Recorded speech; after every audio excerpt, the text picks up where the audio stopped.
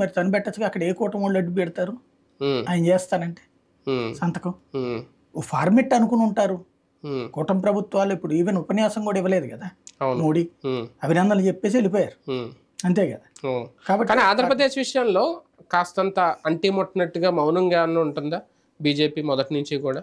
అట్టుంటే ఇవాళ మరి కావులు ఇచ్చుకోవాల్సిన పని ఎందుకు వస్తుంది? అవన్నీ చేస్తున్నారు కానీ అంటే కనీసం మోడీ మాట్లాడకపోవడం, ఆయన నుంచి ఏమన్నా హామీలు వస్తాయేమో అని అనుకుంటే ఏం లేకపోవడం, సైలెంట్గా వచ్చి వెళ్ళిపోవడం. కార్యక్రమం అనేటటువంటిది ఏ బేసిస్ మీద నిర్ధారించుకున్నారు అన్నది ఆధారపడి ఉంటుంది.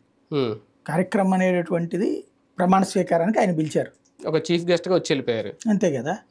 ప్రమాణ స్వీకారం దగ్గరికి వెళ్ళి ఇప్పుడు ఈవెన్ ఇతర రాష్ట్రాల్లో కూడా ఆయన ప్రమాణ స్వీకారాలకు వెళ్ళారు, ఎక్కడా కూడా ఉపన్యాసం ఇవ్వరు.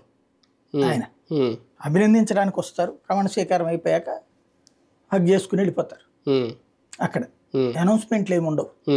అనౌన్స్మెంట్లు అనేది విడిగా ఇప్పుడు క్రిందసారి కూడా మనకి అమరావతి వేదిక మీద ఇచ్చింది హామీ, అప్పుడు గుర్తు తెచ్చుకుంటాం.